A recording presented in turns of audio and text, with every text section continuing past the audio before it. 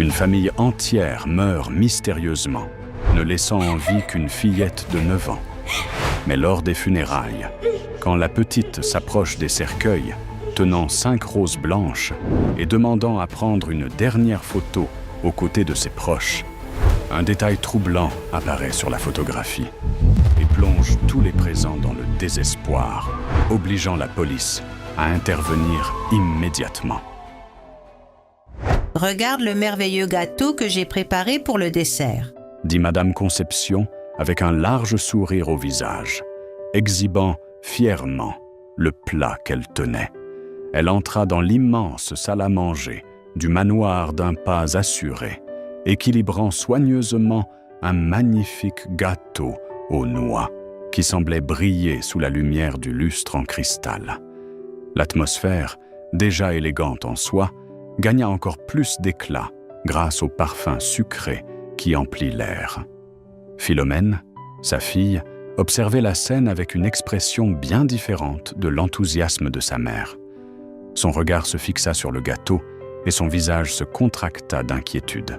« Maman, mais ce gâteau est aux noix ?» demanda-t-elle quelque peu intriguée. Conception, gardant toujours le même sourire serein, répondit sans hésiter. « Oui, ma chérie, tu n'adores pas les noix ?» La spontanéité de ses paroles paraissait étrange face à la réaction de sa fille. À côté de Philomène, assis à la table soigneusement dressée, Marcel, son mari, perçut immédiatement la tension qui s'installait.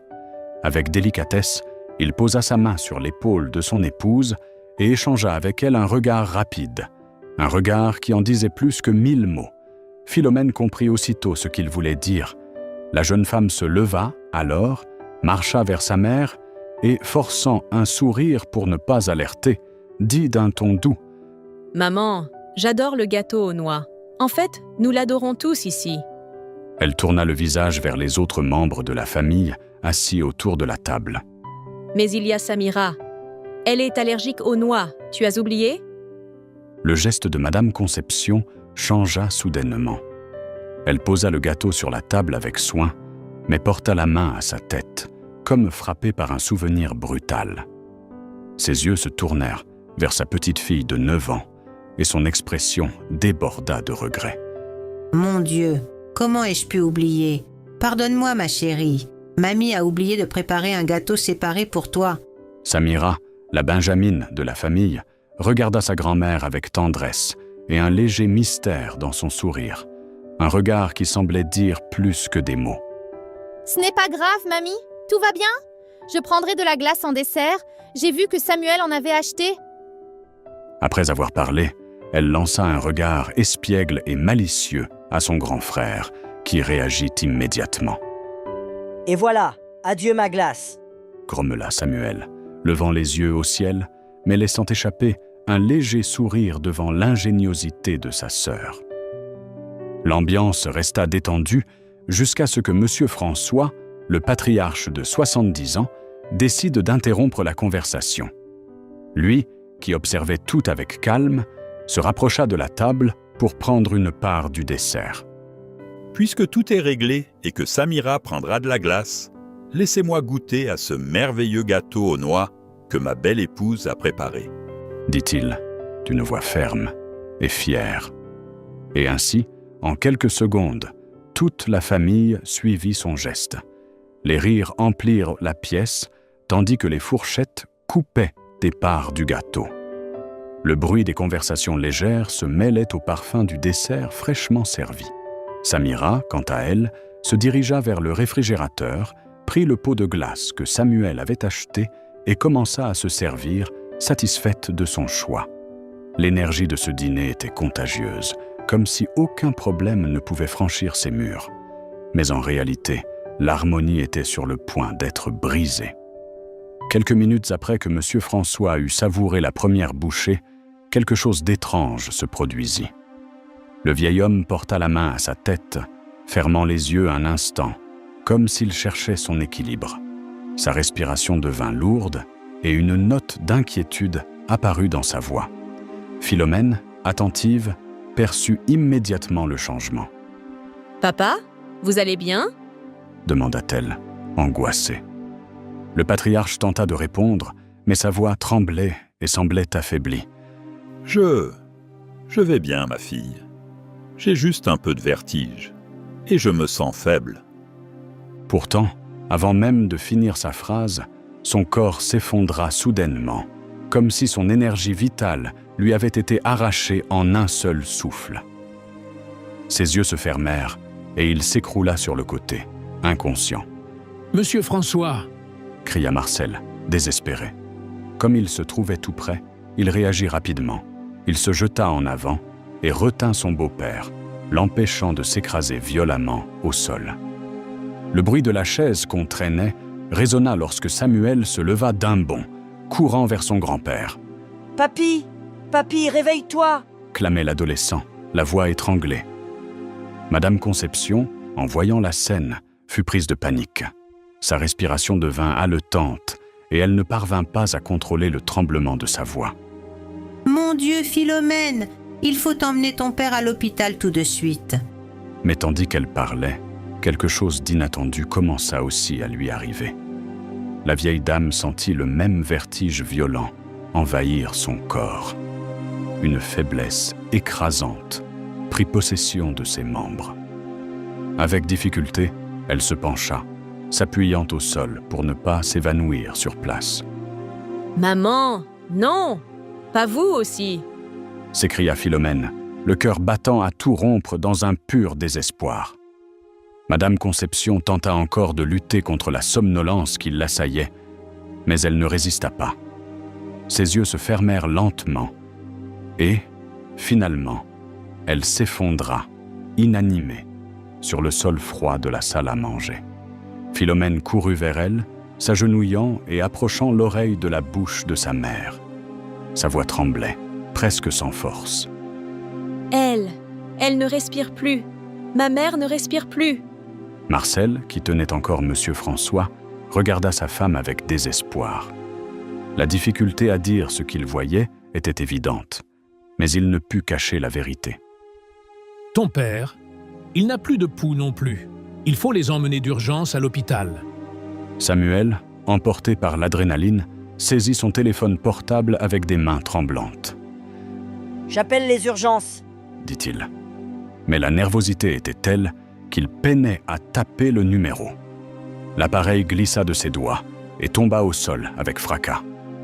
Ses yeux s'écarquillèrent d'effroi lorsqu'il comprit quelque chose d'encore plus terrible. Les mêmes symptômes l'atteignaient, lui aussi.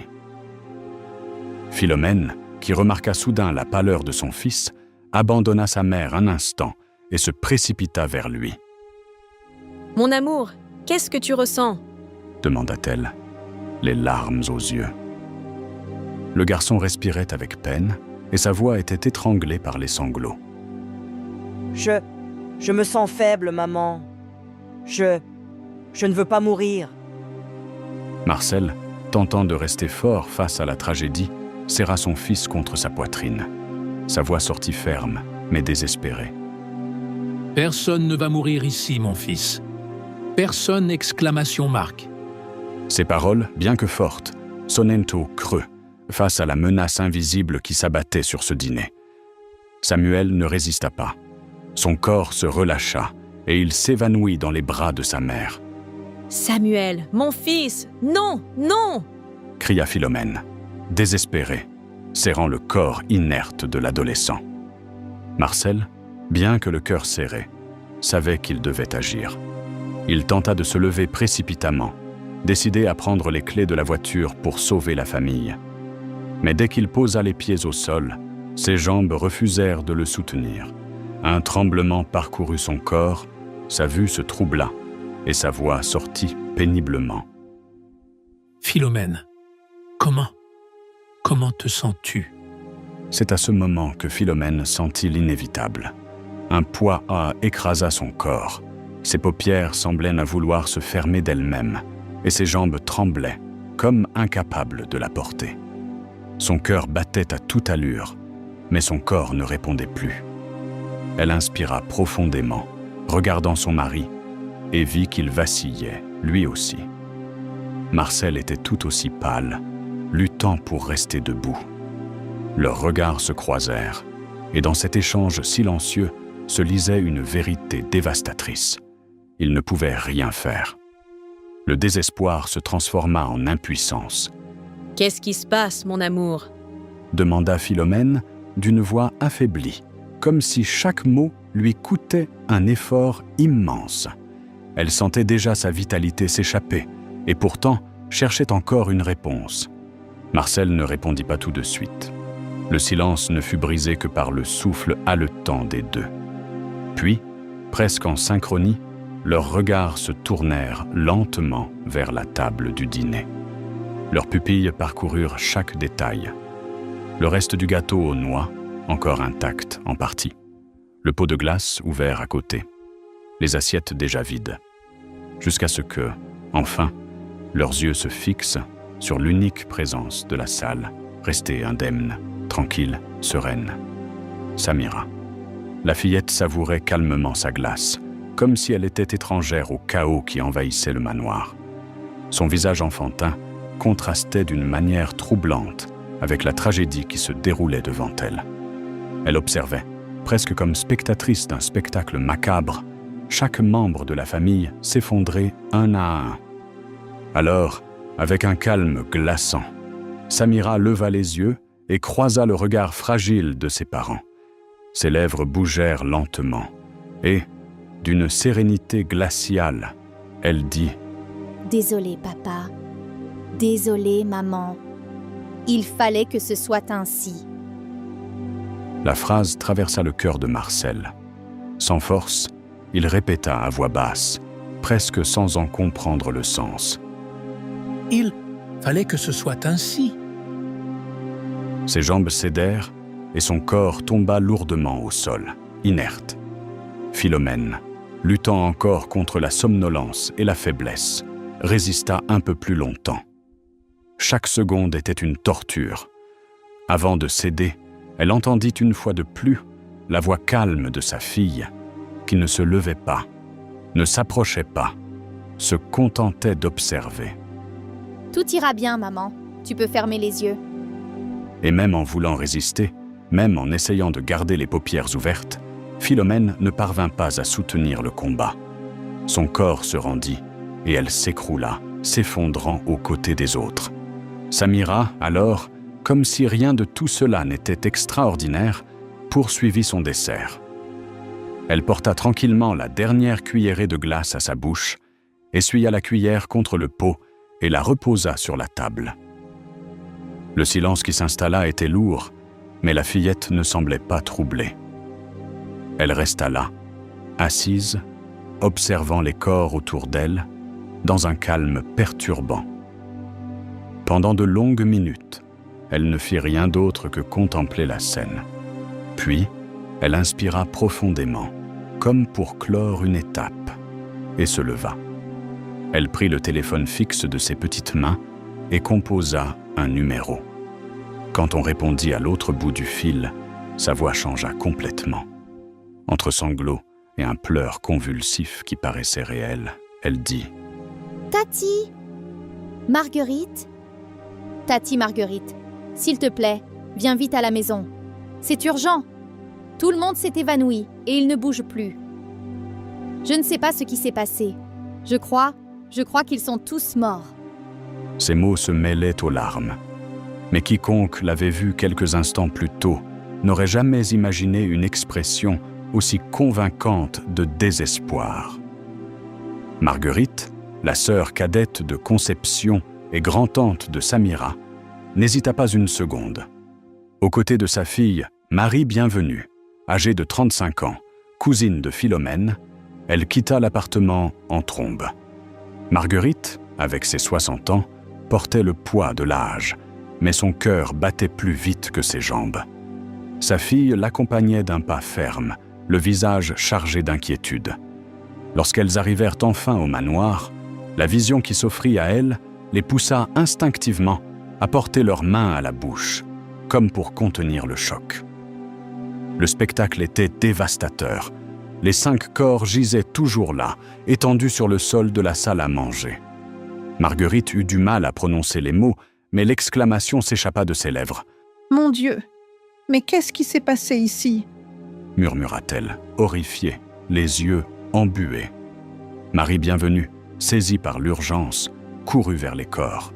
Elle s'agenouilla d'abord auprès de sa tante Conception, puis passa rapidement de l'un à l'autre, vérifiant les poux avec des mains tremblantes. Sa voix éclata en sanglots.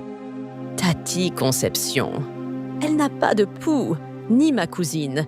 Aucun d'eux n'a de pouls. Marguerite recula de 2 pas, chancelante, comme si le sol s'était dérobé sous ses pieds.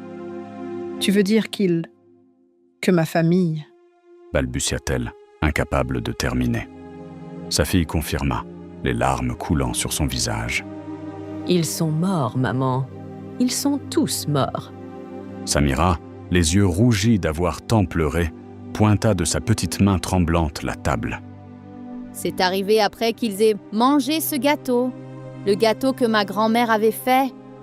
Dit-elle entre sanglots, dégageant une innocence troublante. Il ne fallut pas longtemps pour que la police soit alertée et arrive sur les lieux. L'endroit devint rapidement une scène d'investigation. Le gâteau fut collecté et analysé. Peu après, la révélation choqua tout le monde. Il y avait du cyanure de potassium dans le dessert, une substance létale capable de tuer en quelques minutes. La théorie des enquêteurs semblait claire. Madame Conception, la matriarche, aurait volontairement mis le poison dans le gâteau. Elle l'aurait servi à sa famille et en aurait elle-même mangé, devenant victime de son propre acte. Samira échappa par pure coïncidence ou par destin, car étant allergique aux noix, elle n'avait pas goûté une seule part du dessert. En larmes, Marguerite balbutiait, répétant avec désespoir. Je savais que ma sœur avait besoin d'une hospitalisation psychiatrique, mais personne n'a voulu m'écouter. Je le savais.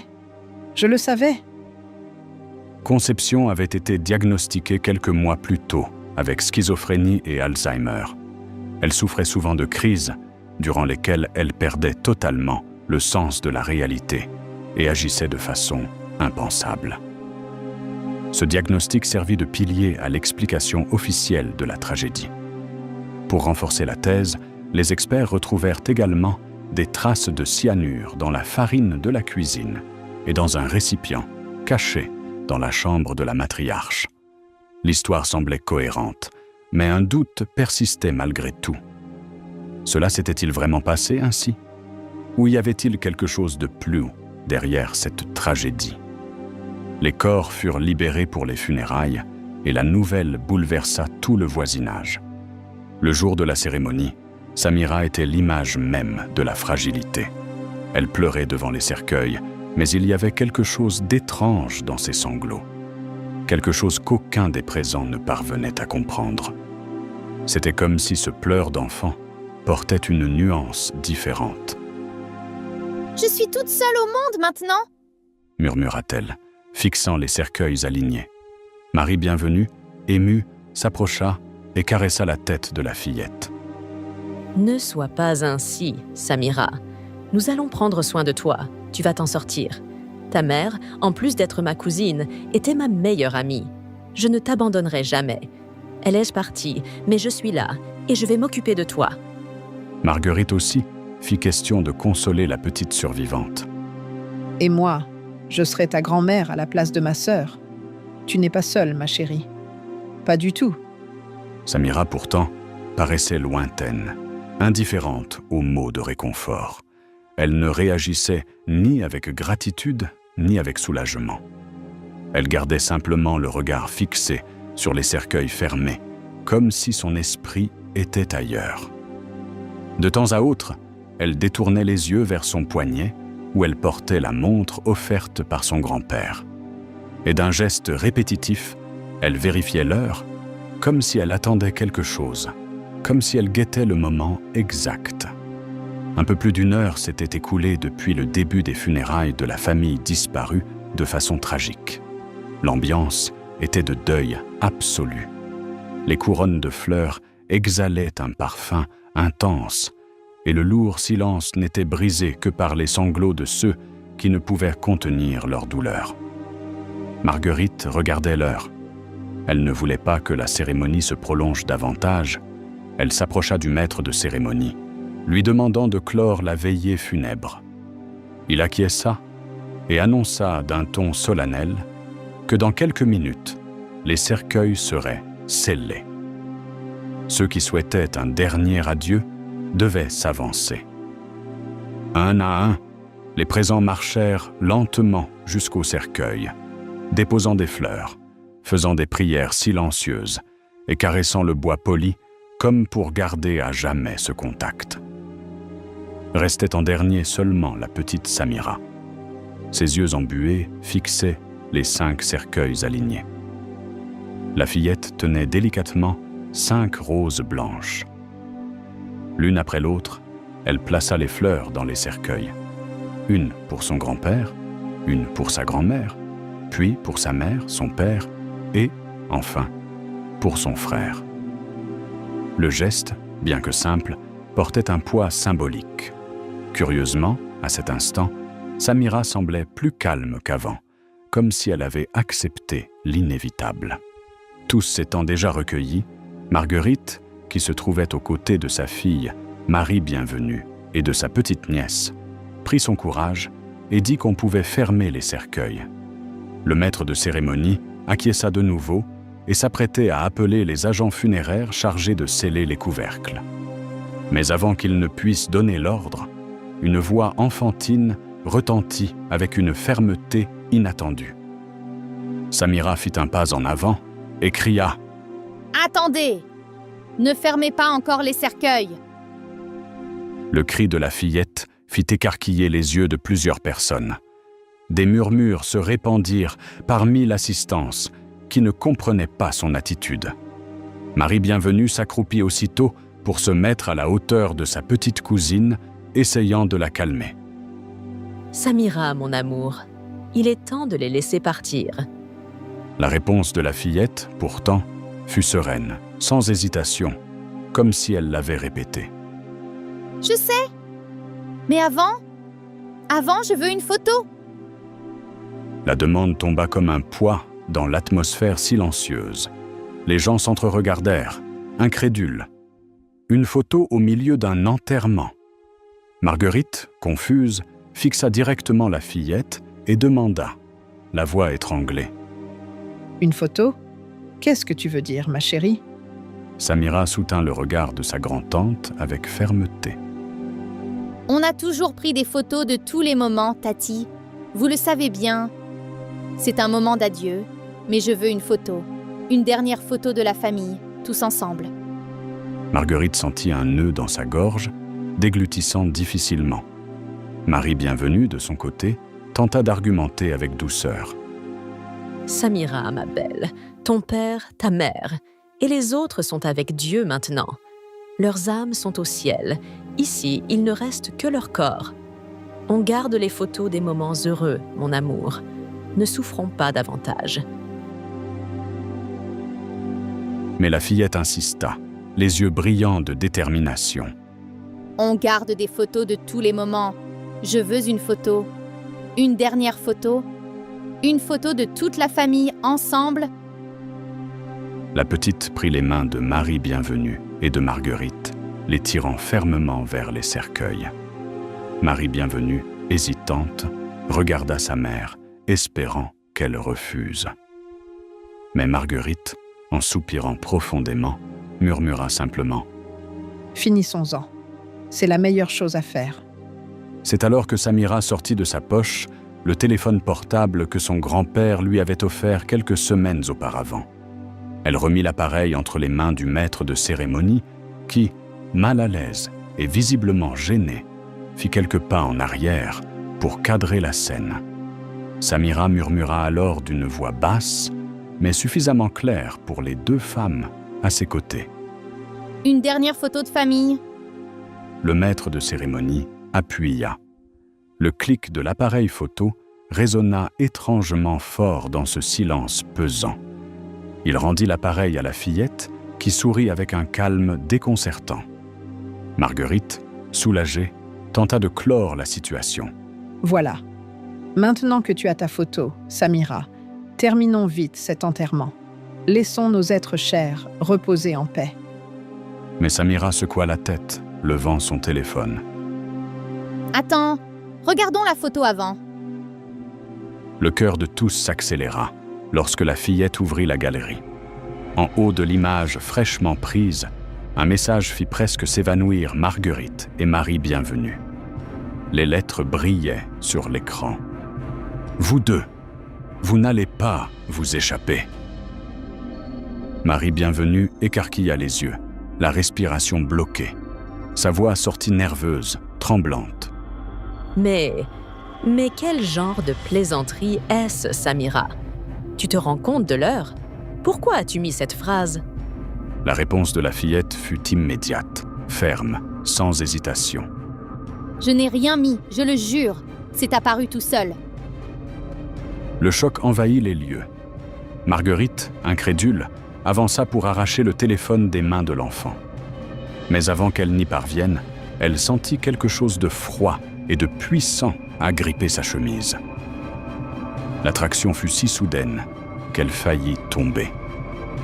En se retournant rapidement pour voir qui l'avait saisie, elle fit face à quelque chose qui lui arracha un cri strident, déchirant le silence du cimetière. Le cri résonna et tous les présents regardèrent, horrifiés, la scène qui se déroulait devant eux.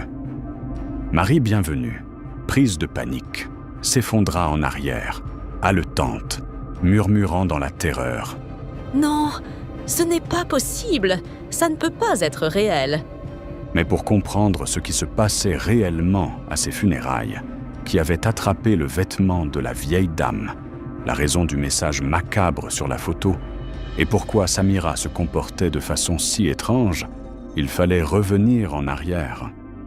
Samira était à l'école, dans son cours de sciences. Sur la table devant elle se trouvait un crapaud immobile, figé, que certains camarades observaient avec dégoût ou peur. La professeure expliquait patiemment le phénomène de la thanatose, le simulacre de mort, un mécanisme de défense utilisé par certains animaux pour tromper leurs prédateurs.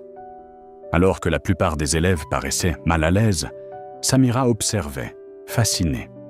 Ses yeux curieux suivaient chaque détail de l'animal, comme si elle assistait à une révélation. La cloche annonça la fin du cours, mais la fillette semblait ne pas vouloir quitter la salle. La professeure sourit et promit. Le lendemain, il poursuivrait l'analyse. Dans le couloir, Samuel attendait sa petite sœur. Il était appuyé contre le mur, son sac jeté sur une épaule, prêt à rentrer avec elle.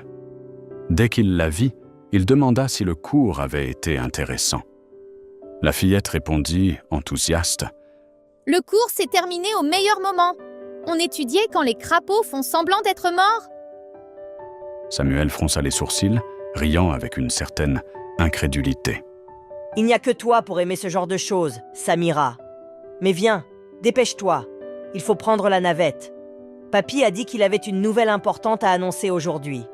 Si on est en retard, tu sais comment ça va finir. » Les deux montèrent dans la navette scolaire qui les emmenait et les ramenait chaque jour. C'était un véhicule bien connu de tous les élèves de la région, mais pour Samira et Samuel, ce trajet avait toujours une destination spéciale, le quartier de l'élite, où vivaient les familles les plus riches de la ville. À chaque tournant, les hauts portails et les façades luxueuses apparaissaient, jusqu'à ce que la navette s'arrête, enfin, devant l'une des résidences les plus imposantes. Ce n'était pas seulement un manoir de plus, c'était le manoir des Conrado, reconnu pour sa taille, son raffinement et le respect que portait son nom. François Conrado, le grand-père de Samira et Samuel, était un homme de pouvoir. Milliardaire, propriétaire d'un conglomérat agroalimentaire distribué dans tout le pays, il n'était pas seulement le patriarche de la famille, mais aussi une figure publique d'une grande influence. Pour beaucoup, sa fortune était inatteignable et sa réputation intouchable. Pour ses petits-enfants, toutefois, il était simplement papy. Dès qu'ils franchirent le portail en fer ouvragé et traversèrent le vaste jardin impeccablement entretenu. Les deux enfants furent accueillis par Philomène, leur mère. Elle les attendait à l'entrée du manoir avec l'élégance qu'elle affichait toujours. Samira courut vers sa mère, les yeux brillants, et dit avec enthousiasme : « Maman, tu ne vas pas y croire. J'ai attrapé un crapaud vivant à l'école aujourd'hui. Dors pas. » L'expression de Philomène changea aussitôt. L'enthousiasme de sa fille fut accueilli avec un mélange de dégoût et d'inquiétude. « J'espère que mademoiselle s'est bien lavé les mains. Maintenant, va prendre une douche, car nous allons bientôt passer à table. Ton grand-père a dit qu'il avait une surprise. » La fillette ne sembla pas se laisser affecter par la réaction de sa mère. Toujours souriante, elle répondit : « Je vais juste donner un bisou à mamie, et j'y vais. » Et elle s'élança en direction de la chambre de sa grand-mère. Samuel, resté seul avec Philomène, en profita pour demander à voix basse : « Vous savez ce que c'est, la surprise que papy veut faire ?» Philomène soupira profondément, montrant qu'elle n'avait vraiment pas de réponse. « Ah, mon fils, je n'en ai pas la moindre idée. Je sais seulement que ton grand-père aime la ponctualité. Alors il vaut mieux que monsieur aille aussi se doucher. Je vais appeler ton père, qui aurait déjà dû être ici depuis un bon moment. » Pendant ce temps, Samira traversait les couloirs jusqu'à la chambre de sa grand-mère. En entrant, elle trouva une scène désormais habituelle. Marguerite, sa grand-tante, et Marie Bienvenue, fille de Marguerite et cousine au second degré, administraient des médicaments à Madame Conception. « Allez, ma sœur, avale tout !» disait Marguerite avec insistance, aidant son aînée à avaler les comprimés. Samira ouvrit un sourire et salua. « Bonjour, Tati Marguerite. Bonjour, Benvinda. Comment va mamie aujourd'hui ?» Le regard de la fillette se posa aussitôt sur Conception, qui était assise sur le lit, mais paraissait absente, perdue, fixant un point au plafond. Marguerite soupira et répondit : « Ta mamie n'est pas très bien aujourd'hui, mon amour. Je crois qu'il vaut mieux que tu ailles dans ta chambre, d'accord ?» Malgré cela, Samira s'approcha de sa grand-mère et la serra doucement dans ses bras, déposant un baiser affectueux sur son front. L'aïeul, pourtant, ne réagit pas, restant figé, l'air absent. « J'aimerais tellement que vous redeveniez comme avant, mamie. Tellement !» murmura la fillette, la voix nouée. Avant qu'elle ne sorte, Philomène entra dans la chambre, semblant pressée. « J'ai réussi à parler avec Marcel. Tati Marguerite, Benvinda, merci beaucoup d'avoir donné le médicament à maman. Sans vous deux, je ne sais pas ce que nous ferions. » Marguerite esquissa un sourire discret, mais empli d'une certaine fierté. « Ah, ma nièce, ce n'est rien. Conception est ma grande sœur. Elle a tellement pris soin de moi quand j'étais petite. Maintenant, c'est à mon tour de m'occuper d'elle. » Marie Bienvenue ajouta avec douceur : « J'aime aussi beaucoup tante Conception. Pour moi, c'est un plaisir de pouvoir l'aider. » Philomène soupira et s'assit au bord du lit, semblant épuisée. Sa voix sortit plus basse, chargée de tristesse. « Je ne comprends pas comment ces deux maladies ont pu frapper ma mère si soudainement. Elle allait si bien, et elle est si jeune pour avoir l'Alzheimer. Ma mère n'a que 65 ans. » Marguerite inclina la tête, comme si elle réfléchissait, et répondit d'un ton peiné. « Ces maladies sont ainsi. On ne sait jamais quand elles frappent. L'important, c'est que nous prenons soin d'elle, et que ma sœur aura une fin de vie paisible. » Les mots résonnèrent dans l'esprit de Philomène. Fin de vie. Elle ne voulait pas accepter cela. Pour elle, sa mère avait encore de longues années devant elle. Mais elle ne voulut pas discuter. Elle soupira simplement et dit : « Bon, si vous voulez vous préparer pour le déjeuner, je m'occupe de maman maintenant. » Puis elle se tourna vers Samira et ajouta : « Et toi, ma fille, va vite te préparer. Ton grand-père n'aime pas les retards, je te l'ai déjà dit. » La fillette obéit, mais les paroles de cette conversation résonnaient dans son esprit. En retournant vers sa chambre, elle se rappelait des fois où elle avait remarqué quelque chose d'étrange. Sa grand-mère semblait toujours plus mal, juste après avoir pris ses médicaments. D'abord venait la somnolence, puis la perte de conscience, la difficulté à reconnaître les gens, les délires et même des hallucinations. Mais, curieusement, lorsqu'elle passait un certain temps sans les prendre, elle allait considérablement mieux. Samira en avait déjà parlé à sa mère à d'autres occasions, mais Philomène répondait toujours avec patience, essayant de la rassurer. « Mon amour, malheureusement, nous ne pouvons pas chercher de justification. Ta mamie est simplement tombée malade, et nous ne pouvons rien faire d'autre que de prendre soin d'elle. Les médicaments font partie du traitement. Si elle arrête de les prendre, elle ira encore plus mal. Peut-être qu'elle se sent ainsi parce que les médicaments sont forts, mais Tati Marguerite a dit que c'est eux qui la stabilisent après quelques heures. Et elle est médecin, elle s'y connaît. » La fillette, pourtant, continuait d'avoir cette impression qu'il y avait quelque chose d'étrange, quelque chose que personne ne semblait voir, mais qu'elle ne pouvait ignorer. Malgré tout, elle tenta de ne plus y penser. Pas à ce moment-là. En arrivant dans sa chambre, Samira prit une douche, enfila la robe que sa mère avait préparée et se prépara pour le déjeuner, à la fois impatiente et anxieuse face à la fameuse surprise de son grand-père. Quelques minutes plus tard, tous étaient réunis dans l'immense salle à manger. La table en acajou reluisait sous la lumière dorée du lustre, couverte d'assiettes en porcelaine fine, de verres en cristal et de bouquets de fleurs parfumant l'air. Marcel, mari de Philomène et gendre de Monsieur François, avait fait en sorte de quitter son travail plus tôt, spécialement pour se déjeuner en famille. Sa présence montrait l'importance de la rencontre. Marguerite, la médecin et sœur de Conception, était aussi à table aux côtés de sa fille, Marie Bienvenue. Conception, encore un peu absente, à cause de son état de santé fragile, fut soigneusement installée sur une chaise à côté de son mari, François Conrado.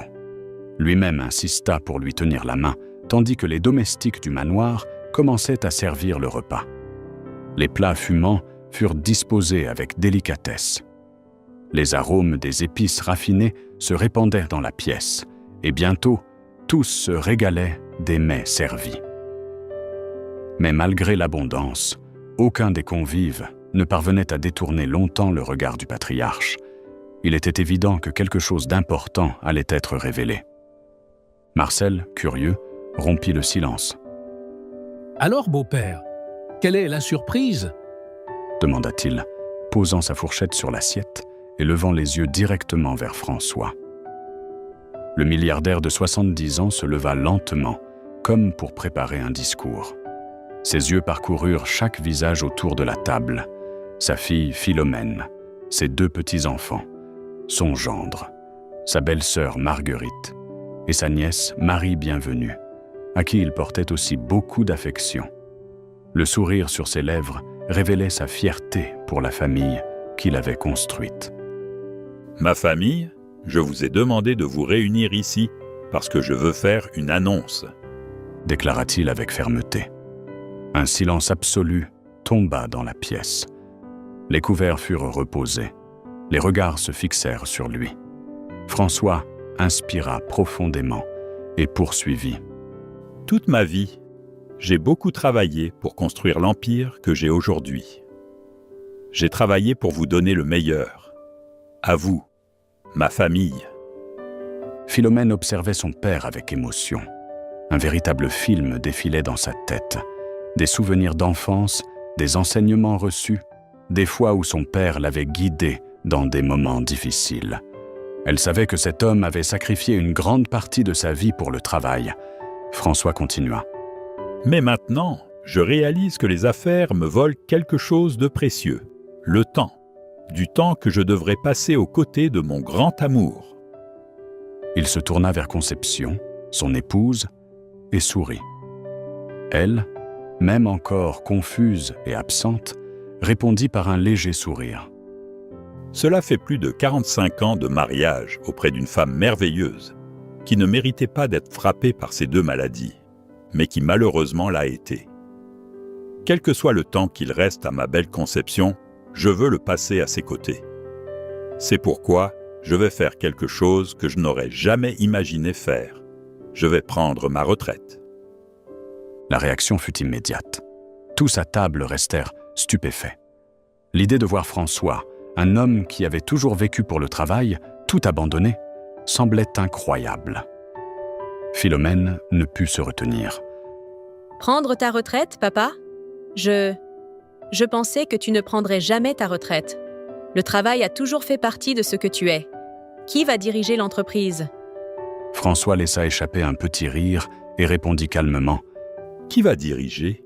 Voilà la question la plus facile de toutes. » Son regard parcourut de nouveau la table et, avec fermeté, il conclut. « Ceux qui vont tout diriger, ce sera vous, ma famille. Il est temps que je transmette mon héritage. » Un silence de stupeur plana sur le salon. Et avant que quiconque ne puisse formuler une réponse, la sonnette du manoir résonna dans l'air. Le son métallique se réverbéra sur les murs et bientôt, la domestique Marietta apparut pour aller ouvrir. Quelques minutes plus tard, un homme d'une quarantaine d'années traversa le salon. Maître Astolphe, l'avocat de la famille, figure connue et respectée de tous.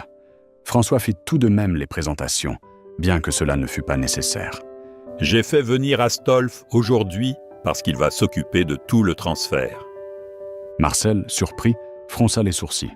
« Transfert ? Vous parlez du contrôle de vos entreprises, monsieur François ?» Le milliardaire acquiesça. « Pas seulement. En réalité, je ne vais pas transférer uniquement le contrôle des affaires. J'ai décidé de partager aussi mon patrimoine. Je vais le faire de mon vivant. Voilà la véritable raison de ce déjeuner. Transmettre tout ce que je possède à vous tous. » L'impact de ces paroles fut dévastateur. Les visages de surprise parlaient d'eux-mêmes. Tandis que Philomène tentait d'assimiler la décision, Marguerite et Marie Bienvenue s'échangeaient des regards écarquillés, comme si elles n'en croyaient pas leurs oreilles. Philomène, d'un ton inquiet, murmura « Papa, vous pensez vraiment que c'est nécessaire ? Si vous voulez prendre votre retraite, très bien, nous nous occuperons de tout. Mais je crois que le patrimoine devrait rester à votre nom. Vous avez tant lutté pour l'obtenir. » François esquissa un sourire paternel, cherchant à apaiser sa fille. « Mon amour, la seule chose qui compte pour moi maintenant, c'est d'être aux côtés de ta mère. Je suis déjà vieux, et je veux que, lorsque je partirai, tout soit réglé, sans problème pour vous. J'ai toujours géré mes affaires, et ce ne sera pas différent cette fois. » D'un geste de la main, il invita Maître Astolphe à s'approcher avec la serviette pleine de documents. L'avocat rangea ses papiers et se plaça pour commencer la lecture. Pendant ce temps, Marie Bienvenue se pencha discrètement vers sa mère et chuchota, les yeux brillants d'attente. « Quand est-ce que l'on saura ce que l'on va recevoir ?» Marguerite, la médecin, répondit dans un souffle chargé d'espoir. « J'espère que ce sera beaucoup. » Le silence de la salle ne fut rompu que par la voix grave de François, qui commença la lecture de sa décision. « À ma fille bien-aimée, Philomène, je laisse toutes mes entreprises, dont je sais qu'elle prendra soin aux côtés de mon cher gendre, Marcel. Je laisse mes domaines agricoles à ma plus belle petite fille, Samira, qui seront administrés par sa mère jusqu'à sa majorité. Mes bateaux, mes collections de voitures et le complexe d'appartements à New York iront à mon petit-fils tant aimé, Samuel, et resteront sous le contrôle de son père jusqu'à sa majorité. Et pour ma belle-sœur, Marguerite, et sa fille, Marie Bienvenue, je laisse exprimer que les entreprises continueront à assumer les frais de l'appartement où elles vivent. Quant à cette maison, elle restera à mon nom et à celui de mon épouse bien-aimée, Conception. Quand nous serons partis, elle passera au nom de ma fille, Philomène. Et l'argent que j'ai investi sera partagé en parts égales entre Philomène, Marcel, Samira et Samuel. Quand l'avocat eut terminé la lecture du partage, l'impact fut immédiat. Le visage de Marguerite et de sa fille, Marie Bienvenue, sembla s'effondrer. Toutes deux restèrent figées, comme si elles venaient de recevoir un coup brutal. La médecin serrait les lèvres, tentant de dissimuler, mais ses yeux écarquillés trahissaient la fureur contenue. Le patriarche, satisfait d'avoir dit tout ce qu'il devait dire, conclut le repas en levant son verre de vin. « J'espère que vous serez satisfait. » Samira, incapable de contenir son excitation, sauta de sa chaise avec un éclat d'innocence dans le regard. « Les domaines sont à moi! Je suis une fermière maintenant !» dit-elle en tapant des mains de joie. Samuel ne manqua pas l'occasion de provoquer sa sœur. « Mais les voitures sont toutes à moi !» répondit-il en riant, comme si c'était une compétition amusante. La légèreté des enfants contrastait avec la gravité qui pesait sur la table. François, ému, se leva et marcha jusqu'à Marguerite. Il l'enlaça d'un geste respectueux et sincère. « Je suis très reconnaissant de la façon dont tu prends soin de mon épouse. C'est pourquoi j'ai laissé exprimer que toutes tes dépenses continueront d'être prises en charge par les entreprises du groupe Conrado, ma belle-sœur. » La médecin esquissa un sourire empreint de gratitude. « Je suis extrêmement reconnaissante, beau-frère. Vous avez un cœur immense. » Sa voix était douce, mais son cœur brûlait de haine.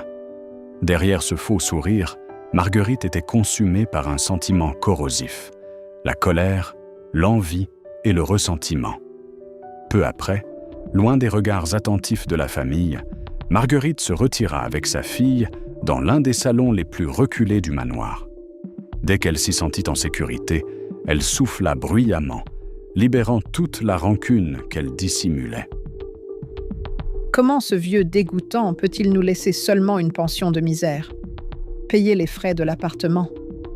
Après tout ce que nous avons fait, ce déchet ne va rien nous laisser? Marie Bienvenue, tout aussi indignée, serra les poings. « C'est un ingrat, maman. Mais qu'allons-nous faire maintenant?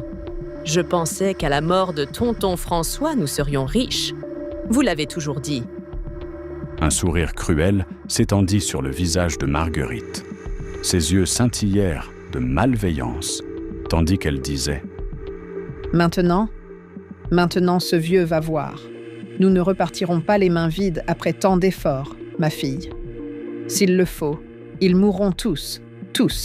Cette fortune sera à nous, mon amour. Retiens bien ce que maman te dit. » Le rire sec de la vieille dame résonna dans le salon.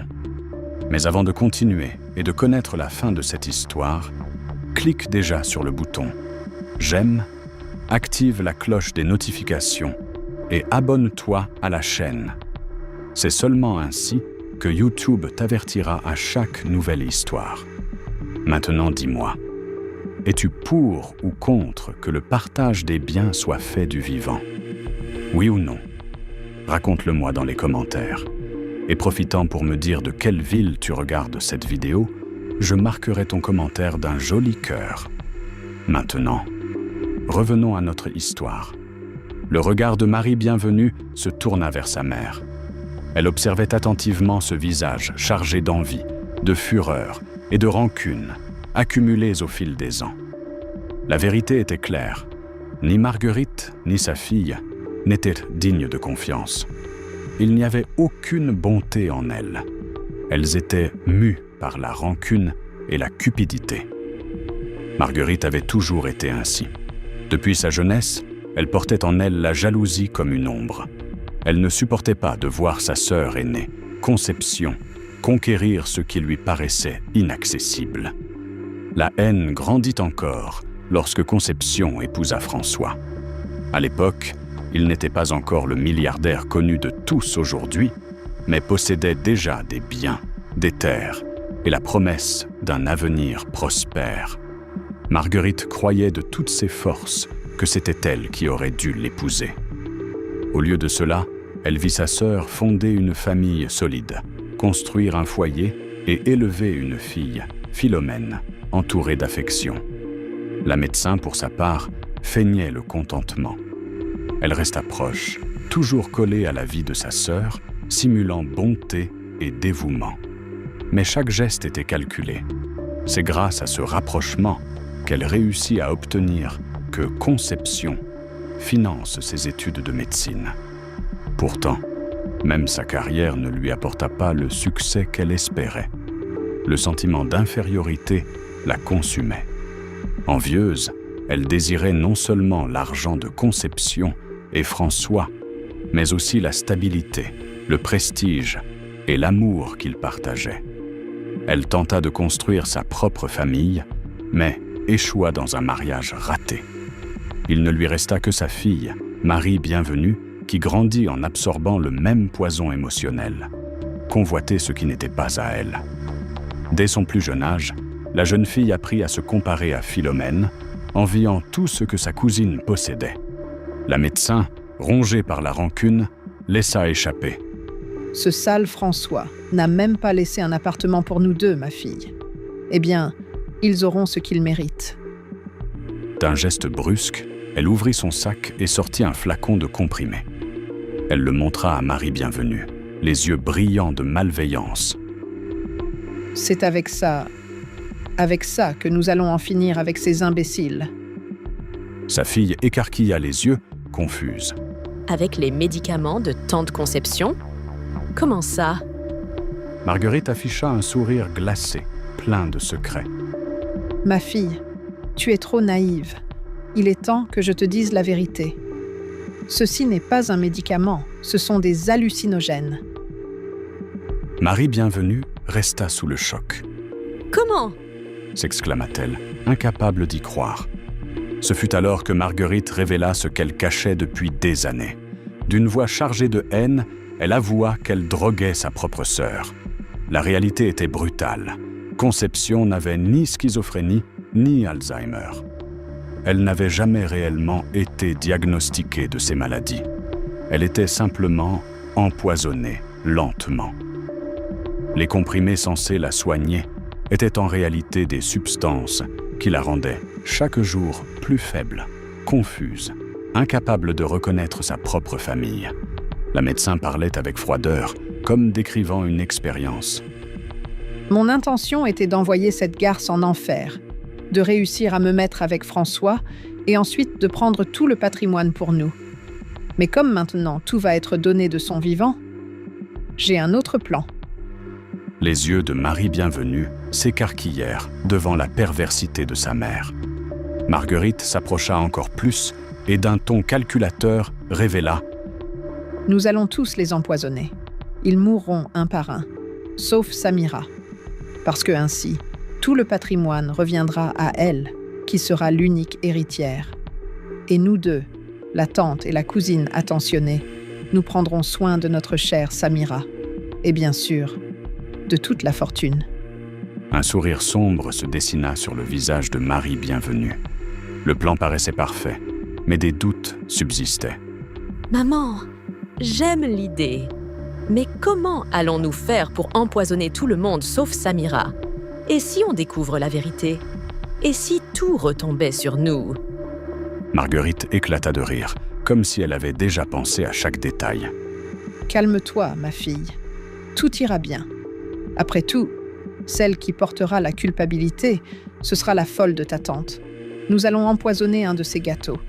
Nous allons nous assurer qu'elle prépare elle-même un gâteau aux noix. Et comme Samira y est allergique, elle n'y touchera même pas. Avec le diagnostic d'Alzheimer et de schizophrénie déjà existant, il ne sera pas difficile de faire porter la faute à Conception. Ce sera du gâteau, ma fille. L'éclat de malveillance envahit les yeux de Marie Bienvenue, qui finit par sourire à son tour. « Maman, tu es un génie !» dit-elle avec enthousiasme, en serrant sa mère dans ses bras et en approuvant chaque détail du plan pervers. Peu après, la médecin et sa fille mirent en œuvre le plan cruel qu'elles avaient élaboré. Marguerite augmenta la dose des comprimés qu'elle donnait chaque jour à Conception, ce qui, en théorie, devait contrôler les soi-disant crises de sa sœur. En réalité, il ne faisait que la rendre plus hallucinée. À chaque pilule supplémentaire, la vieille dame devenait plus fragile et confuse. Cet après-midi-là, Marie Bienvenue s'approcha de sa tante avec un faux air de préoccupation. Elle posa ses lèvres près de l'oreille de l'aïeule et susurra, venimeuse. « Ils veulent vous tuer. Ils veulent vous tuer. » Les mots résonnèrent comme une sentence dans l'esprit affaibli de Conception. La terreur l'envahit. En quelques secondes, elle fut prise d'une nouvelle crise violente. Elle courut jusqu'à la cuisine, le visage ravagé par la peur, et saisit un grand couteau. Ses yeux étaient écarquillés, sa respiration haletante, et son cri désespéré trancha l'air. « Personne ne va me tuer. Personne ne s'approche. » Le manoir sombra dans le chaos. Philomène, affolée, se leva en courant. « Maman, pour l'amour de Dieu, calme-toi. Qu'est-ce qui se passe ?» François tenta aussi d'intervenir, avançant lentement vers son épouse. Sa voix tremblait, mais restait affectueuse. « Mon amour, personne ne veut te faire de mal. Calme-toi. S'il te plaît, calme-toi. » Mais la scène avait déjà attiré l'attention des domestiques qui observaient horrifiés depuis l'embrasure de la porte. C'était le scénario parfait pour Marguerite. Feignant d'être l'héroïne, la médecin s'élança rapidement, arracha le couteau des mains de sa sœur et l'enlaça, simulant l'inquiétude. D'une voix douce, elle dit « Tout va bien, Conception. Personne ne va te faire de mal. Ta sœur est là. » Le théâtre était en place, et ceux qui assistaient à la scène voyaient en Marguerite une sauveuse. Tout se déroulait comme elle l'avait prévu. Mais il y avait quelque chose que la vilaine n'avait pas remarqué. Le regard attentif de Samira. La fillette observait la scène avec inquiétude. Ses yeux analysaient chaque détail, chaque geste, comme si elle savait déjà qu'il y avait quelque chose de faux dans cette mise en scène. Plus tard, quand la crise fut passée et que Conception reposait dans sa chambre, Samira entra en silence. Philomène était assise auprès de sa mère, l'air épuisé. L'aïeul dormait profondément. La fillette s'approcha doucement et demanda d'une voix innocente. « Est-ce que mamie va rester comme ça pour toujours, maman? Est-ce qu'elle ne redeviendra jamais comme avant ?» Philomène respira profondément, les yeux embués. Elle mit du temps à répondre. « Je ne sais pas, ma fille. Malheureusement, je ne sais pas. » Peu après, les deux restèrent en silence, veillant sur la vieille dame endormie, quand elles entendirent de légers coups à la porte. Marguerite entra avec un faux sourire au visage et un plateau dans les mains. « C'est l'heure des médicaments de ma petite sœur. Repose-toi, Philomène. Je vais m'occuper de Conception maintenant. » Épuisée, Philomène se leva et remercia. « Merci, Tati. Je te laisse avec elle. Viens, Samira. » Mais Samira ne bougea pas. Ses yeux s'étaient de fixer sur le plateau avec attention. La fillette inspira profondément et répondit « Maman, je voudrais rester encore un peu avec mamie. » Fatiguée, Philomène acquiesça simplement et sortit. Alors Samira tourna son regard vers Marguerite. « Puis-je m'occuper d'elle aujourd'hui? Je voudrais lui donner son médicament. Peut-être qu'elle ne sera plus là très longtemps, et j'aimerais m'occuper d'elle maintenant. » Marguerite trouva cette demande étrange. Sa petite nièce avait toujours été intelligente, mûre pour son âge, mais ce désir soudain éveillait sa méfiance. Pourtant, pour ne pas susciter de soupçons, elle accepta. Elle tendit les comprimés à l'enfant. « Très bien. Les voici. Donne-les seulement avec de l'eau. Je vais à la cuisine chercher un fruit pour elle, et je reviens. » Dès que Marguerite sortit, Samira regarda sa grand-mère qui commençait à s'éveiller lentement. Elle serra les comprimés dans sa main et murmura. « Pardon, mamie. Si je ne te donne pas ces comprimés, peut-être que tu iras plus mal. Mais quelque chose me dit qu'il y a un problème avec ces médicaments. » Au lieu de les donner, elle les glissa dans la poche de sa robe. Quelques minutes plus tard, quand la médecin revint avec le fruit, Samira sourit et dit « Ne t'inquiète pas, Tati. J'ai déjà donné les médicaments. Mamie les a avalés en entier. » Marguerite sourit, satisfaite, sans imaginer qu'elle venait d'être dupée. Samira sortit rapidement de la chambre et courut jusque dans la sienne. Elle prit le téléphone portable que son grand-père lui avait offert quelques semaines plus tôt et posa les comprimés sur la table. Elle en prit plusieurs photos et commença à faire des recherches sur Internet. Ses mains tremblaient, tandis qu'elle lisait les résultats. Hallucinogènes? Comment ça? Ce ne sont pas des médicaments pour Alzheimer, ni pour la schizophrénie. Le cœur de Samira battait à toute vitesse. Elle ouvrit d'autres onglets, comparant les comprimés avec les notices de médicaments réellement utilisés pour traiter de telles maladies. Aucun ne correspondait, Mais qu'est-ce qui se passe? murmura-t-elle, effrayée. Soudain, on frappa à la porte. Philomène entra.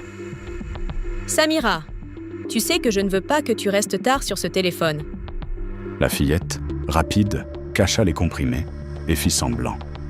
Je vais le ranger, maman. J'allais dormir. Je regardais juste une vidéo de ferme sur YouTube, mais j'arrête. Philomène sourit, soulagée. Elle s'approcha, embrassa sa fille sur le front et la couvrit. Samira fit semblant de dormir, mais son esprit bouillonnait. Les comprimés étaient toujours dans sa poche, et désormais, elle avait la certitude que quelque chose n'allait pas. La nuit fut longue. La fillette ne parvint presque pas à fermer l'œil. Elle se tournait et se retournait dans son lit, planifiant ce qu'elle devait faire. Le lendemain matin, elle courut dans la chambre de sa grand-mère. À sa grande surprise, elle trouva Conception éveillée, alerte, comme elle ne l'était plus depuis longtemps. Ses yeux semblaient plus lucides, sa voix plus ferme. Aujourd'hui, je vais préparer ce gâteau au chocolat que tu aimes, Samira. La joie envahit le cœur de la fillette. C'était la preuve qu'il lui fallait. Si sa grand-mère allait mieux sans les comprimés, alors ce n'était mot, pas des médicaments, mais du poison déguisé. À l'école, Samira chercha de l'aide. Elle attendit le bon moment et alla voir sa professeure de sciences, qui était aussi pharmacienne. Elle lui remit les comprimés, les mains tremblantes. La professeure, surprise, les examina et s'exclama « Samira, ces médicaments sont extrêmement puissants. Où as-tu trouvé ça? Je dois prévenir tes parents immédiatement. » Samira paniqua. Elle attrapa la main de la professeure et supplia « Ne les appelez pas, madame. J'ai trouvé ces comprimés par terre et j'étais curieuse. Ils étaient dans un petit sachet près de la pharmacie de l'école. Vous pouvez les jeter. Vous savez comme je suis curieuse. » L'explication sonnait innocente, convaincante. La professeure, même méfiante, la crut. Elle rangea les comprimés et promit de les détruire. Mais Samira, elle, avait désormais la certitude de la vérité. En marchant dans les couloirs, elle pensa tout haut. « Tati Marguerite est médecin. Elle sait forcément que ces comprimés font du mal à mamie. Elle le fait exprès. Mais pourquoi? » À partir de ce moment, elle élabora un plan. Elle décida qu'elle ne laisserait plus sa grand-mère prendre aucun de ses comprimés. Plus encore, il fallait tromper sa propre tante. Ce soir-là, assise près de sa grand-mère, elle parla d'une voix basse, presque comme un secret entre elles deux. « Mamie, vous devez me faire confiance. Si Tati Marguerite vous donne un médicament, faites semblant de l'avaler. Cachez-le sous la langue et ensuite jetez-le. Et continuez à faire semblant d'être fragile comme avant. » Conception fronça les sourcils, confuse. « Mais pourquoi ferais-je ça, ma petite ?» Samira serra fort la main de sa grand-mère, ses yeux emplis de sérieux. « Parce que Tati Marguerite ne te donne pas de bons médicaments, mamie. Elle veut que tu restes malade. Je ne sais pas pourquoi, mais elle le veut. » Conception, encore troublée, ne parvenait pas à croire les paroles de sa petite fille. Ses yeux humides trahissaient sa douleur et son incrédulité. « Ta tante ne fait que du bien. J'ai besoin de ces médicaments pour aller bien. Malheureusement, mamie est malade. » Samira, déterminée, serra encore la main de sa grand-mère. Ses yeux brillaient de la conviction de celle qui est absolument certaine. « Au moins pendant quelques jours, mamie. Fais ce que je te demande, s'il te plaît. Aie confiance en moi. » Le silence pesa dans la chambre. Conception inspira profondément, combattant le doute. Finalement, elle soupira et hocha la tête. Elle acceptait le plan de sa petite-fille. Dès ce moment-là, elle commença à faire semblant de prendre ses médicaments, les cachant sous la langue pour les jeter ensuite discrètement. Le résultat fut impressionnant. Au fil des jours, ce qui paraissait impossible commença à se produire. Conception retrouvait sa lucidité. Les crises cessèrent, la mémoire s'éclaircit et l'aïeule se reconnaissait à nouveau. Pour les autres, elle continuait à jouer la fragile d'autrefois, feignant oubli et délire. Mais en réalité, son esprit était clair comme un matin ensoleillé. Un soir, en se regardant dans le miroir, Conception balbutia, sous le choc. « Je ne suis pas malade ?» Samira se tenait à ses côtés et répondit d'une voix ferme. « Je te l'avais dit, mamie. Tati veut te faire du mal. Tati est cousine Benvinda. » Ce fut alors que Conception, saisie d'une colère contenue, déclara. « Si Marguerite m'a vraiment droguée toutes ces années, elle va payer. » Ensemble, la grand-mère et la petite-fille élaborèrent un plan audacieux.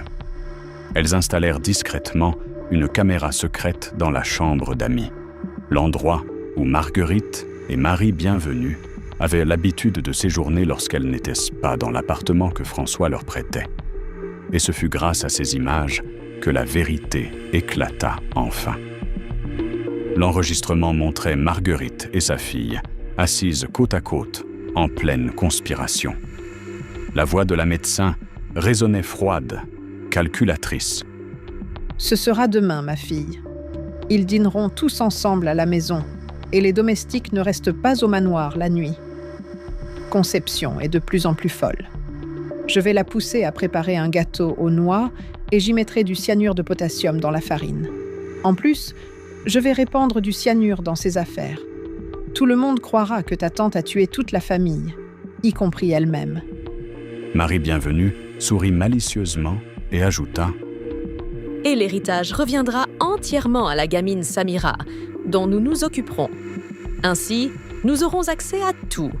Quand nous aurons pris possession de tout, nous nous débarrasserons d'elle aussi. » Les deux éclatèrent de rire ensemble, un rire strident et cruel, comme des corbeaux. De l'autre côté de l'écran, Conception et Samira regardaient, horrifiés. Leurs mains se plaquèrent sur leur bouche pour contenir le choc. « Ma propre sœur, elle veut tous nous tuer. » murmura Conception, les larmes coulant sur son visage. La vieille dame pensa aussitôt à dire la vérité à sa fille, à son mari, à son gendre. Mais un énorme problème se dressait devant elle. Tout le monde la croyait folle. Peut-être que personne ne donnerait crédit aux images de la caméra. Marguerite pourrait facilement lui arracher le téléphone et détruire les preuves. Samira réfléchissait aussi. « Et moi, je ne suis qu'une enfant. Ils ne vont pas me croire. » Le silence régna quelques instants, jusqu'à ce que Samira lève les yeux, une idée brillant dans son esprit. Elle murmura un mot. « Thanatose. » Conception fronça les sourcils, sans comprendre. « Thanatose ?» La fillette sourit. « Thanatose. La professeure a expliqué, c'est quand les animaux font semblant d'être morts. Le crapaud fait ça, je l'ai vu en cours. Tati Marguerite veut tuer tout le monde, n'est-ce pas? Alors pourquoi ne pas faire semblant d'être mort? Comme ça, on leur donne déjà une bonne leçon, à elle et à Benvinda. » Un sourire ironique apparut sur les lèvres de Conception. Pour la première fois depuis des années, elle se sentit forte. « Tu as raison, ma petite fille. Nous allons leur montrer qu'elles ne se débarrasseront pas de nous si facilement. » Le plan fut élaboré avec soin. Conception prépara 2 gâteaux. L'un contenait un somnifère extrêmement puissant, capable de ralentir le cœur au point de simuler la mort. La recette fut réalisée avec l'aide d'une vieille amie, connaisseuse en herbes et potions. L'autre gâteau, rempli de cyanure de potassium, serait placé sur la table seulement après que tous auraient perdu connaissance.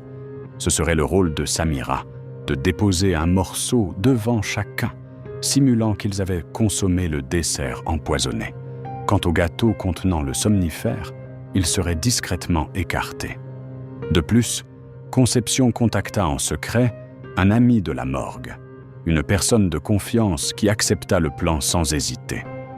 Lorsque les corps y seraient envoyés, il garantirait que rien ne leur arrive et qu'ils soient préservés jusqu'au moment opportun. La nuit fatidique, tout se déroula comme prévu. Les membres de la famille mangèrent du gâteau préparé avec le somnifère et peu à peu perdirent connaissance. La respiration ralentissait, les battements du cœur diminuaient. L'effet était si intense que même les médecins qui les examineraient croiraient à la mort. Des heures plus tard, à la morgue, Conception fut la première à se réveiller. Elle regarda autour d'elle et attendit avec impatience que les autres reprennent conscience. Un à un, les membres de la famille se redressèrent, stupéfaits. Philomène porta la main à sa poitrine, le souffle court. « Mais qu'est-ce qui se passe? Je ne suis pas morte ?» Conception s'approcha d'elle, lui tenant fermement les mains. « Non, aucun de nous n'est mort. Je sais que ça paraît insensé, mais nous devions être loin de ma sœur pour montrer la vérité. Et j'espère que vous me ferez confiance, à moi et à Samira, parce que nous avons une thanatose à accomplir. » François écarquilla les yeux, sans comprendre. Thanatose? Samuel, qui se souvenait des cours de sa sœur, expliqua à voix basse. Faire semblant d'être mort, papy. Mais pourquoi ça, mamie? La vieille dame sortit son téléphone de sa poche et montra la vidéo enregistrée par la caméra cachée. Pour que ma sœur infâme paie cher m'avoir drogué toutes ces années. Et ainsi le récit revenait à son point de départ, aux funérailles de la famille. Lorsque Marguerite, convaincue d'avoir triomphé, s'approcha des cercueils, elle fut surprise par quelque chose d'impossible. Une main saisit ses vêtements et la tira violemment. En se retournant, elle se retrouva face à nul autre que Conception, vivante, souriant, debout à l'intérieur du cercueil. « Tu pensais te débarrasser de moi aussi facilement ?» dit la vieille dame, la voix ferme, presque défiant. Marguerite recula, le visage livide, les yeux écarquillés d'effroi. « Ma sœur ?» Marie Bienvenue, effrayée, tenta de reculer de 2 pas, mais fut surprise. Philomène sortit du cercueil et la saisit par le bras. « Où crois-tu aller, ma petite cousine ?» La terreur s'empara des 2 méchantes. Un à un, les couvercles des cercueils s'ouvrirent. François, Marcel, Samuel et même Samira se relevèrent lentement. Le spectacle était digne d'un cauchemar. Tous les morts étaient vivants, se levant sous les yeux terrifiés de Marguerite et de sa fille. Les 2 femmes devinrent blêmes, totalement terrorisées, incapables de réagir. Tout le cimetière semblait figé dans le temps. Marguerite et Marie Bienvenue étaient paralysées, refusant de croire ce qu'elles voyaient. Tous ceux qui étaient censés être morts étaient debout, sortant de leur cercueil. C'était comme si la mort elle-même avait échoué face à la force de cette famille. Conception, ferme, fixa sa sœur. Son regard n'était plus celui d'une femme fragile et droguée, mais celui de quelqu'un qui avait rené. Tu as passé des années à essayer de me détruire, Marguerite. Mais aujourd'hui, c'est toi qui vas payer. La médecin recula d'un pas, la respiration haletante, tentant d'articuler des mots. Non, ce n'est pas réel. Vous êtes mort. Mort. Françoise avança, se plaçant aux côtés de son épouse. Sa voix résonna comme un tonnerre. Mort. Nous le sommes pour toi, Marguerite. Mais la vérité triomphe toujours. Toujours. La foule présente à la scène murmurait de stupeur. Certains crièrent, d'autres commencèrent à filmer. Il ne fallut pas longtemps pour que la police, alertée en urgence par les témoins, envahisse le cimetière. Les agents n'en croyaient pas leurs yeux en découvrant la scène. 5 cercueils ouverts, les prétendus morts vivants, et 2 femmes en plein désespoir. Samira, téléphone à la main, remit les preuves. Les enregistrements de la caméra cachée et les photos des comprimés étaient cela. C'est elle, monsieur l'agent? C'est ma tante Marguerite. Elle voulait empoisonner tout le monde. Tout est enregistré ici. Le commissaire, après avoir visionné rapidement les images, n'eut aucun doute.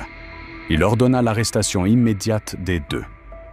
Marie Bienvenue tenta de se débattre, criant tandis qu'on lui passait les menottes. « Vous allez payer. Cette famille va brûler. Vous n'aurez jamais la paix. » Marguerite, emportée par une haine incontrôlable, se débattait contre les policiers, les yeux flamboyants comme des braises. Son visage était rouge, ses dents serrées, et chaque mot jaillissait comme du venin. « Vous n'avez pas gagné.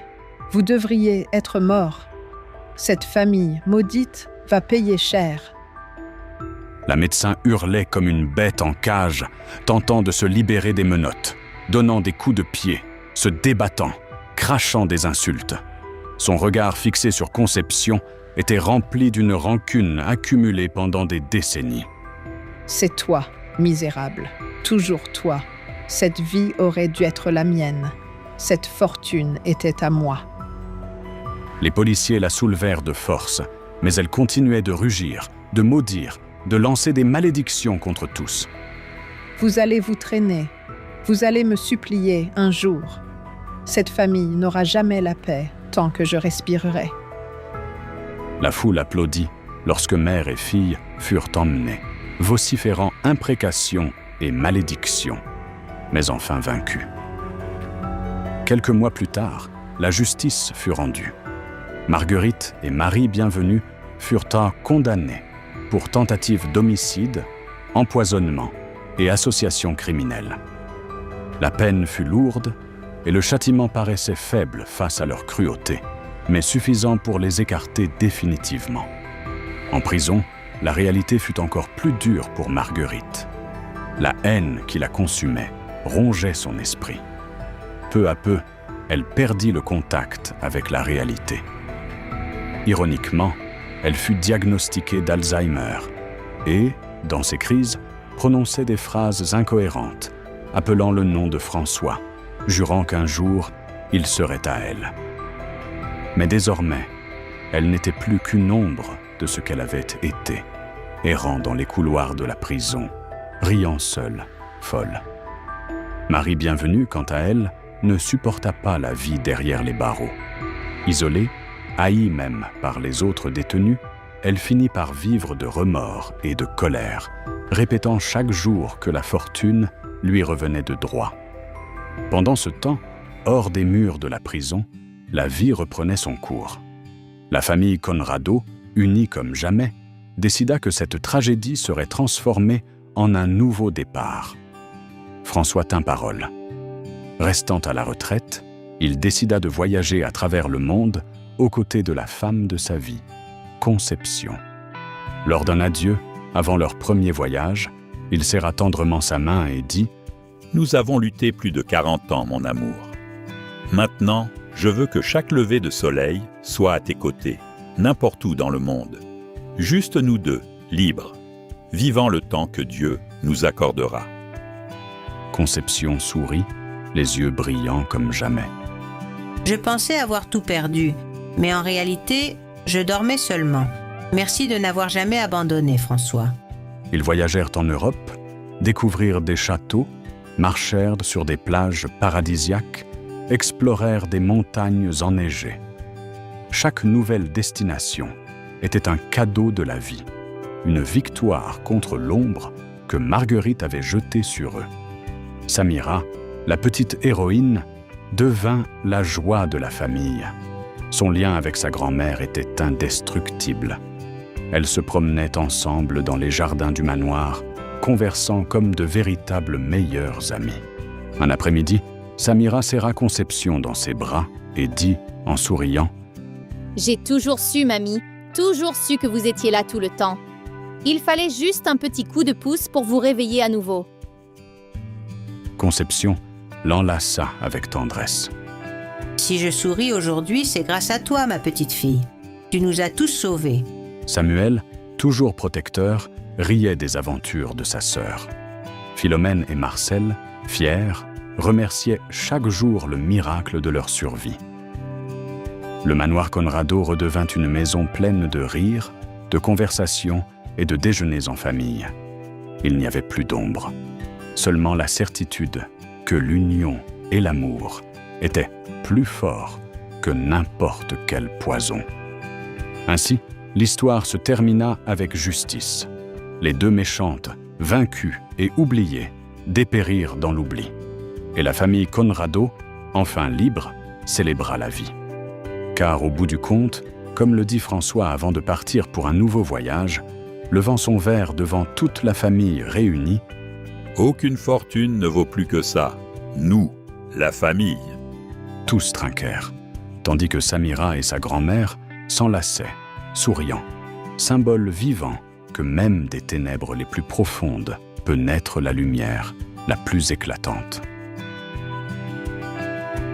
Écrit en commentaire, la vérité finit toujours par éclater pour me montrer que tu es allé jusqu'au bout de cette histoire et je marquerai ton commentaire d'un joli cœur. Et tout comme l'histoire de la petite Samira, j'ai une autre histoire très émouvante à partager avec toi.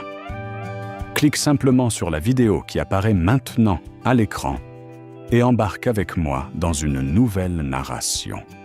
Gros bisous et à très bientôt pour une autre histoire émouvante.